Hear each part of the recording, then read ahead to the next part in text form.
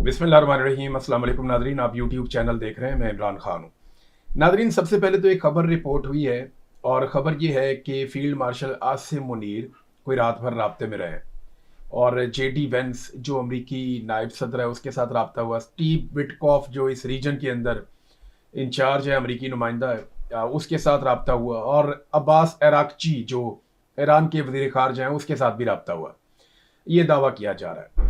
ये एक्टिविटी क्यों हो रही है? देखें, पाकिस्तान सबसे अजीबोगरीब सिचुएशन में है।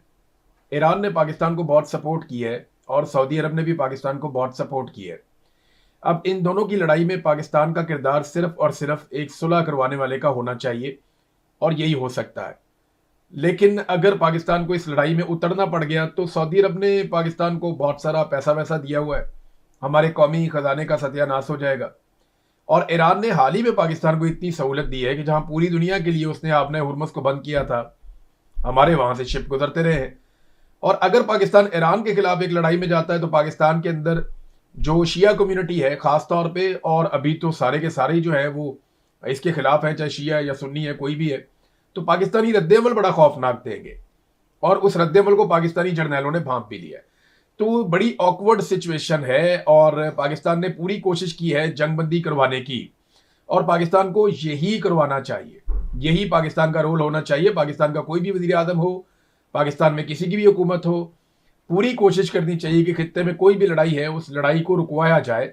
ख़ास तौर पे जब एक मुसलमान मुल्क है, आपका पड़ोसी मुल्क है, उसके साथ ज़्यादती हो रही है, तो ऐसी सूरत में उसके साथ खड़े होना चाहिए, जंग को रुकवाना चाहिए। अगर आप जंग में उतर नहीं सकते, आप ईरान की तरफ से लड़ नहीं सकते अमेरिका और इसराइल के खिलाफ, तो फिर आप जंगबंदी करवाइए। तो पाकिस्तान ने जो राब्ते किए हैं वो ईरान के साथ भी किए हैं और अमेरिका के साथ भी किए हैं। एक पाकिस्तान ने अपने तौर पे मुसव्वदा तैयार किया है जो पाकिस्तान को लगता था कि दोनों के लिए काबिल कबूल होगा। दोनों के साथ ये शराइत शेयर की गई हैं और राइटर्स की खबर के मुताबिक पाकिस्तान ने जो फार्मूला एक दिया हुआ है वो लुब्बे लुबाब का ये है कि एक तो फौरी तौर पे एक जंगबंदी कर दी जाए, आबना हुर्मुज़ को खोल दिया जाए। ये जनाब पहली शर्त है कि फौरी तौर पे जंगबंदी कर दी जाए, दोनों तरफ से कोई गोली नहीं चलेगी, कोई बम नहीं गिरेगा और आबना हुर्मुज़ को खोल दिया जाए। नंबर दो, फिर मुस्तकबिल में मुस्तकिल जंगबंदी के लिए मुज़ाकरात और उनकी शराइत का तयन किया जाए, जिसमें पाकिस्तान ने यह भी लिखा कि ईरान के ऊपर से पाबंदियां भी ख़त्म की जाएंगी और साथ ही साथ ये भी लिखा कि ईरान के वाजिबात भी क्लियर किए जाएंगे। लेकिन ये सारी चीज़ें मुस्तकबिल में होंगी और उनकी गारंटी कोई नहीं है। लेकिन फिलहाल फौरी तौर पे एक जंगबंदी पाकिस्तान ने कोशिश की है कि वो हो जाए।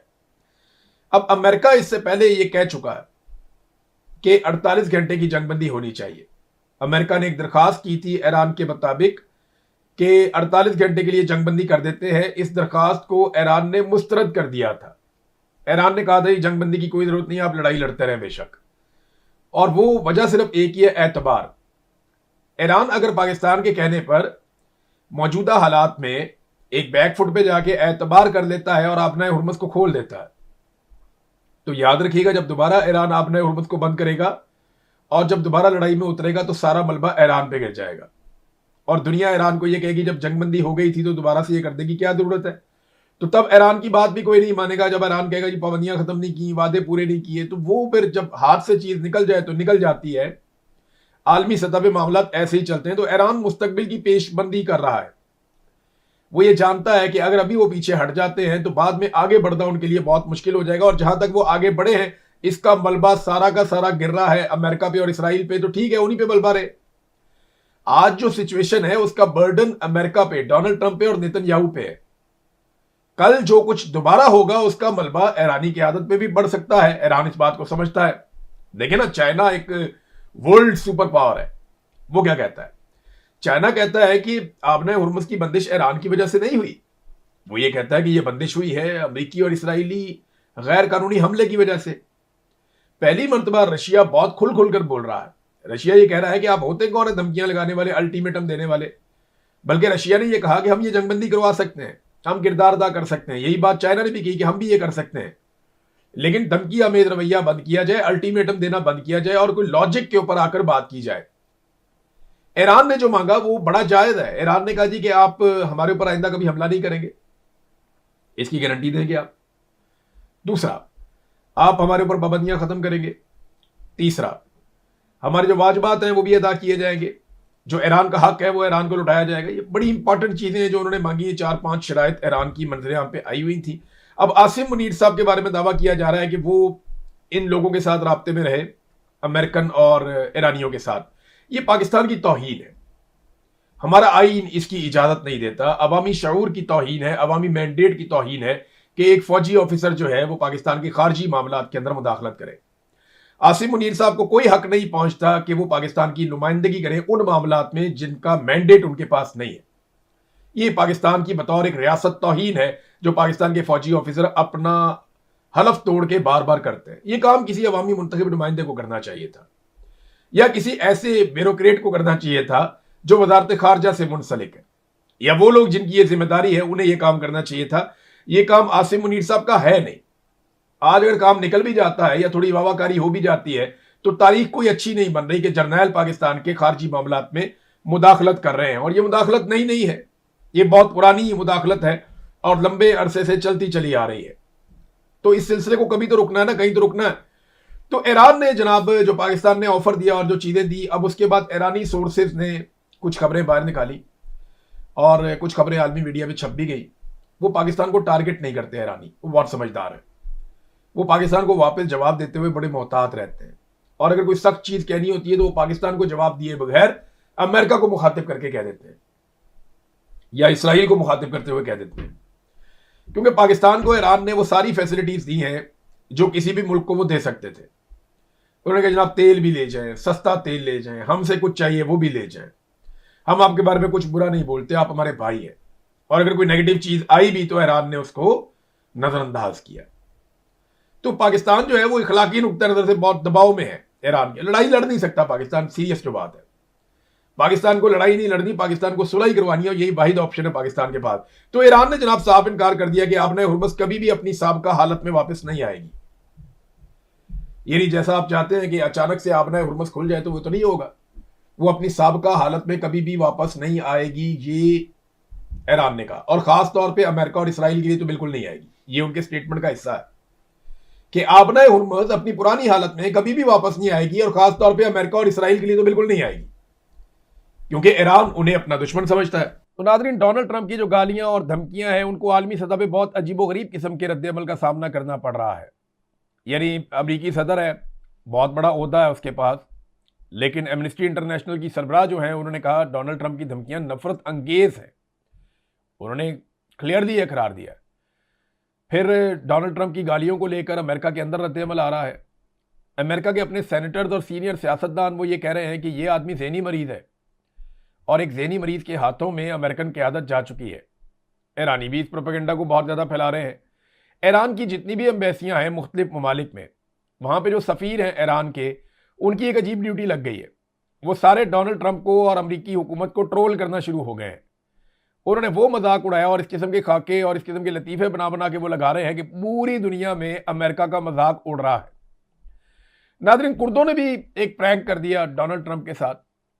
कुर्द, आपको मैं बता देता हूँ, ये इराक और ईरान के बॉर्डर के ऊपर रहते हैं। कुछ जो कुर्द हैं वो ये तुर्की के बॉर्डर के ऊपर रहते हैं। तो ये पूरा कुर्दिस्तान का एक उनका एक ख्वाब है कि उनका अपना एक मुल्क भी अलग से बन जाए, और ये शाम तक रहते हैं। ये कुर्दों की एक बहुत बड़ी आबादी है जो शाम, तुर्की, ईरान और इराक, इनकी सरहदों के ऊपर एक पूरा बहुत बड़ा एरिया है जिसे वो लोग अपनी ज़ुबान में वो कहते हैं जी कुर्दिस्तान है ये हमारा।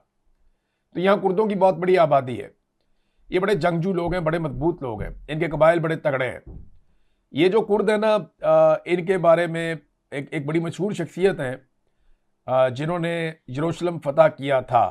उनका नाम था सलाहुद्दीन अय्यूबी।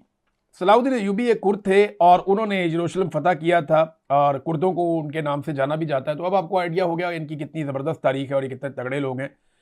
बहरहाल, कुर्दों को डोनाल्ड ट्रंप ने हथियार दिए कि ईरान के अंदर हालात ख़राब किए जाएंगे। कुर्दों ने हथियार लपेट लिए, उन्होंने हथियार ले लिए डोनाल्ड ट्रंप से ये कहकर के जनाब जैसे आप कहेंगे वैसे हो जाएगा।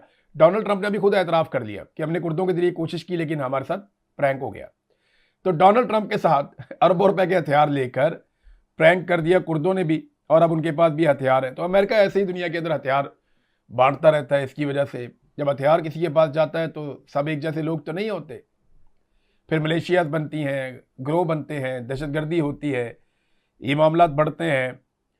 अब ईरान ने एक और बड़ी इंपॉर्टेंट चीज़ ईरान के अंदर से सोर्सेज बता रहे हैं और बाकायदा कुछ इंटरनेशनल मीडिया ने इधर उधर रिपोर्ट भी किया है। ये जो एक ऑपरेशन हुआ है ना ईरान के अंदर, डीप इनसाइड ईरान, पहाड़ी इलाकों में, वो कहा जाता है कि ये ऑपरेशन हुआ, एक पायलट को ढूंढ रहे थे अमेरिकन, लेकिन जो इक्विपमेंट वो वहां पे लेकर गए थे अमेरिकन, उससे लगता नहीं है कि ये खाली पायलट को ढूंढने का ऑपरेशन है। लेकिन अमेरिकन अपना कोई भी आदमी पीछे छोड़ते नहीं हैं। इसके बारे में अमेरिकन की एक बड़ी मिथ है कि हम अपना आखिरी आदमी भी निकालते हैं मैदान जंग में से, हम किसी को छोड़ के नहीं भागते, अपनी लाशें नहीं छोड़ते। अब उन्होंने एक पायलट को निकाला, इसके ऊपर फिल्में भी बनेगी, कहानियां भी बनेगी, आर्टिकल भी लिखे जाएंगे, ये बात ठीक है। लेकिन वहां ईरान में सोर्सेज बता रहे हैं कि ये लड़ाई कुछ और थी और दावा ये किया जा रहा है कि अमरीकी बहुत बड़ी तादाद में आए थे और उनके 6 जहाज और हेलीकॉप्टर, 6 के करीब जहाज और हेलीकॉप्टर उनके जो है वो तबाह हो गए हैं। मलबा उधर ही पड़ा हुआ है और मलबा छोड़ के वो भागे हैं, बड़ी मुश्किल से लाशें उठा के वहां से निकले हैं।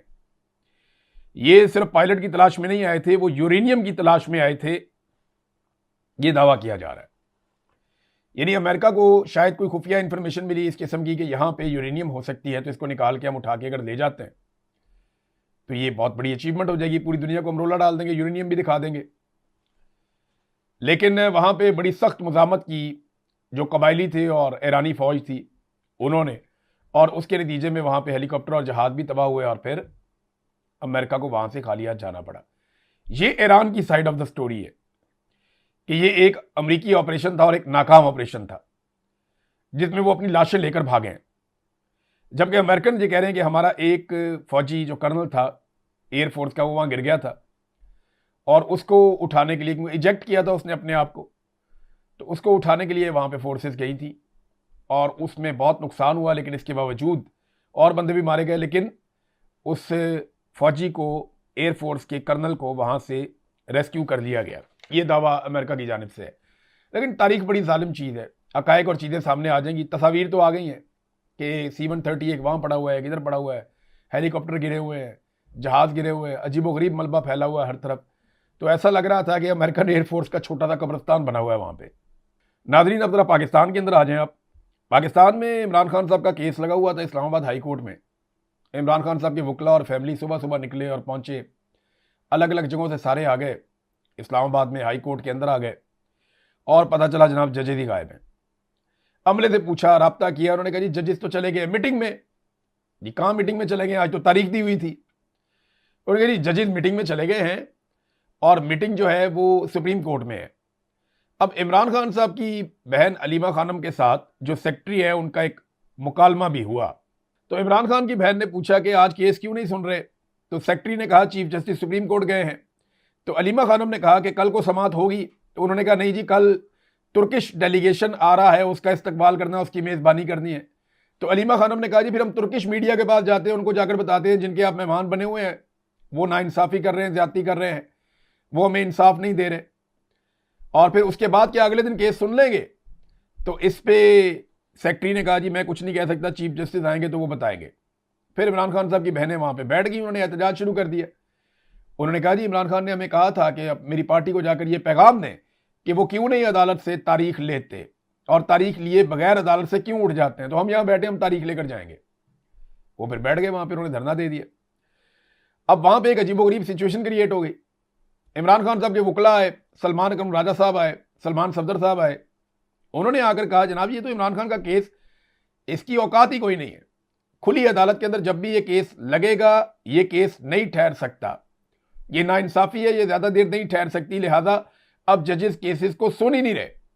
सलमान अकरम राजा ने कहा जी 35 साल से मैंने ऐसा कोई निज़ाम इंसाफ नहीं देखा जो पाकिस्तान में इस वक्त सूरत बना दी गई है।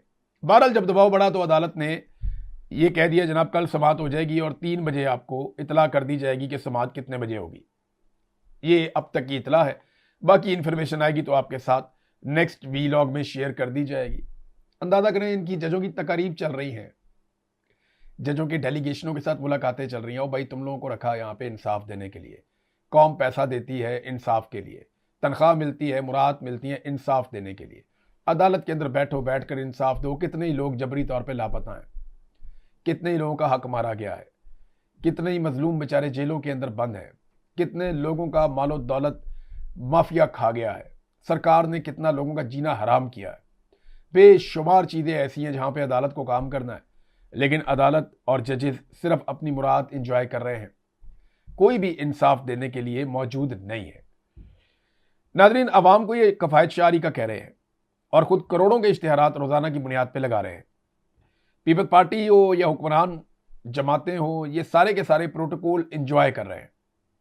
अगर आप आसिफ अली जरदारी का प्रोटोकॉल देख लें, यूसुफ रज़ा गिलानी का देख लें, बिलावल जरदारी का देख लें, शहबाज शरीफ का या उसके वज़रा का देख लें, और सबसे बढ़ के अगर आप मरियम नवाज का देख लें, क्योंकि उसके दिमाग में एक कीड़ा है कि मेरे से ज़्यादा प्रोटोकॉल किसी का नहीं होना चाहिए। ये भी तो एक खबत होता है ना, मेरे से अच्छे कपड़े किसी के ना हो, मेरे से अच्छे जूते किसी के ना हो, मेरे से अच्छी शक्ल किसी की ना लगे, मेरे से ज़्यादा प्रोटोकॉल किसी का ना हो, और दुनिया में सबसे पहले, दुनिया में सबसे आगे, पाकिस्तान में पहली मरतबा, ये इस किस्म के नारे इनके होते हैं। हालांकि टके का इन्होंने काम नहीं किया जब से इनको इक़्तिदार मिला है। सिर्फ अगर ये एक डाटा जारी कर दें ना और बता दें कि इमरान खान के दौर में वज़ीर आज़म हाउस या वज़ीर आज़म ऑफिस का खर्चा कितना था और आज कितना है, तो इनकी कफ़ायत शारी का पोल खुल जाएगा। सिर्फ ये डाटा जारी कर दें कि उस्मान बुज़दार के दौर में वज़ीर आला हाउस का खर्चा कितना था और आज कितना है, तो इनकी कफ़ायत शारी का पोल खुल जाएगा। ये भी मालूम करवा लें कि ऐवान सदर का खर्चा आरिफ अलवी के दौर में कितना था और आज आसिफ अली जरदारी के दौर में कितना है, तो इनका ये भी पोल खुल जाएगा। और तवज्जो इनकी कहाँ पे? बदला लेने पे। इससे बदला लो, उससे बदला लो, उसको गायब करो। अब मूसा विर्क, उनको भी गिरफ्तार कर दिया, गायब कर दिया। बल्कि या बेशुमार कारकुन हैं पाकिस्तान तहरीक इंसाफ के या सोशल मीडिया के एक्टिविस्ट हैं, उनको बार बार उठा लिया जाता है, उनके साथ जुल्म किया जाता है, जबरी तौर पर लापता रखा जाता है। नसीम शाह बेचारा एक क्रिकेटर है, पाकिस्तान के लिए उसने नाम रोशन किया है, एक तेज तरीन बॉलर है पाकिस्तान का, बड़ी अच्छी कारकर्दगी है, पाकिस्तान को उसने मैचेस जितवाए हैं। अब उस नसीम शाह के ऊपर गैर मुअय्यना मुद्दत के लिए PSL से उनको बाहर कर दिया गया। बहाना क्या है जी? साइड इंजरी हो गई है, बस इंजर्ड हो गया, बेचारा बोल ही नहीं सकता बंदा। थोड़ा सा पहले कुछ और खिलाड़ी हैं, उनके बारे में कहा था अनफिट हो गए, वो खिलाड़ी कहीं और मैचेस खेल रहे थे, वो कहते जी हम तो फिट हैं, हमें तो खुद साथ लेकर नहीं गए, क्योंकि पर्चियां थी, उनको साथ लेकर जाना था बांग्लादेश में खेलने के लिए। तो बांग्लादेश में पर्चियों को खिलाने के लिए जो रियल प्लेयर है पाकिस्तान के, उनको छोड़कर चले गए पाकिस्तान में, और यहां पाकिस्तान के अंदर वो यहां खेल रहे थे और बहाना बनाया हुआ था जी इनको इंजरी हो गई है। अब एक ट्वीट जिसका डिस्क्लेमर भी जारी किया और ये कहा नसीम शाह ने कि मैंने नहीं किया हुआ, जिस बंदे के पास मेरा अकाउंट था उसने कर दिया, उसको निकाल भी दिया, उसके ऊपर मादरत भी कर दी। लेकिन आप अंदाजा करें ना कि ये जो ईगो है ना, ये सेटिस्फाई नहीं होती जब तक कि ये दफन ना कर दे मुखालिफ सोच को। ये एक मार्शलिज्म है। जिस तरह की पैदाइश नवाज शरीफ की हुई सियासत में, बिल्कुल उससे बुरी पैदाइश मरियम नवाज की हुई है सियासत में। जिस वक्त इनके पीछे से बूट निकल जाएंगे ना, जिन तस्मों के साथ ये लटके हुए हैं वो इनके हाथों से छूट जाएंगे, तो मुझे नजर आ रहा है कि ये निशाने इबरत बन जाएंगे, इनके पल्ले कख नहीं बचेगा। अवाम तो इनसे पहले ही नफरत करती है, और आप देखिएगा जिस वक्त बूट इनके पीछे से निकल गया तो ये अवाम के बूटों के निशाने पे होंगे।